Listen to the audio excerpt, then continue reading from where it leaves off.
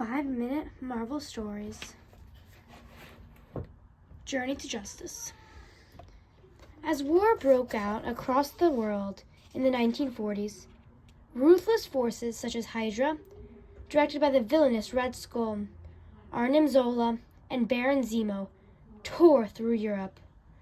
The world was in need of a hero, someone to stand up and fight for the people, and no one would have ever guessed who that hero would be.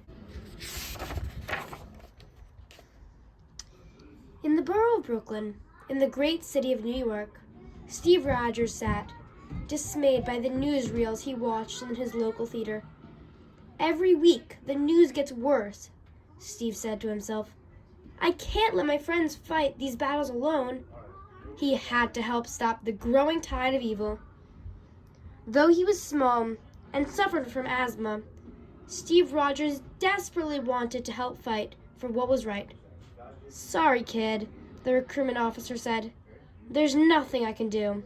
Next!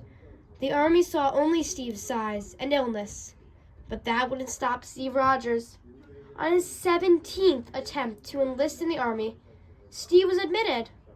He was greeted by Dr. Erskine, who said, "Welcome to Project Rebirth."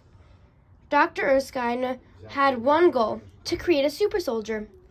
"A super soldier?" Steve said hesitantly. He looked around at all the other soldiers and wondered how he could possibly compete with them. When the soldiers were sent on long runs, Steve was always in last place. They did weight training, and Steve could barely lift the lightest dumbbell. When the time came to choose their final candidate to undergo the super soldier program, it was Steve Rogers who was chosen by Dr. Erskine. "You never give up, Steve. You believe deeply in fighting for freedom and protecting those who can't protect themselves. That is why I have chosen you." Steve started at the super soldier serum he was supposed to drink. "Don't worry, Steve," Dr. Erskine said. "After your transformation, you'll know it was worth it." Steve drank the secret formula and was bombarded with Vita rays. Within seconds, the transformation was complete. And where a 98-pound weakling once stood, now towered the world's first super soldier. Captain America was born.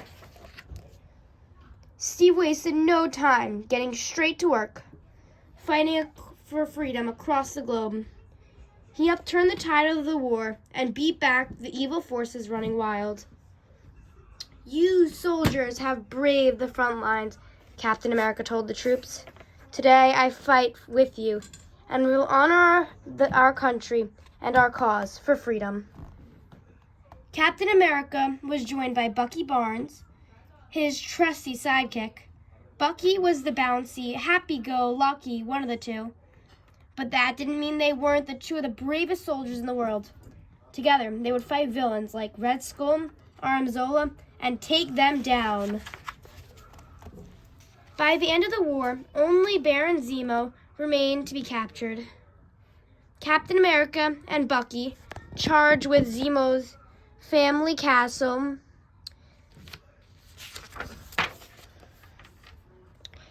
By the end of the war, only Baron Zemo remained to be captured. Captain America and Bucky charged into Zemo's family castle. "Watch out for booby traps," Bucky, Cap shouted. And the duo dodged every one of them. But Zemo could not be stopped so easily. "Captain, you have foiled all of my plans, except one." Baron Zemo laughed. "Ha ha ha." Even as Captain America tied Baron Zemo up, Zemo set his final attack into motion.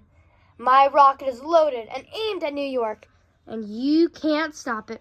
Zemo's rocket took off. The rumble was deafening. "Oh no," Steve said. "It's aimed at my home." Thinking fast, Steve jumped onto the rocket, taking him far into the sky. And way out to sea, he broke into the rocket's guidance system, causing it to fall harmlessly into the freezing ocean below. But the victory came at a price. Steve had fallen to the cold waters as well. And there, in the icy depths, Steve would remain until he was found many years later by the Avengers. Now, Captain America goes on countless adventures as leader of the Avengers, but one thing has not changed. Behind Captain America's shield, Steve Rogers is still just a kid from Brooklyn who always does the right thing. The end.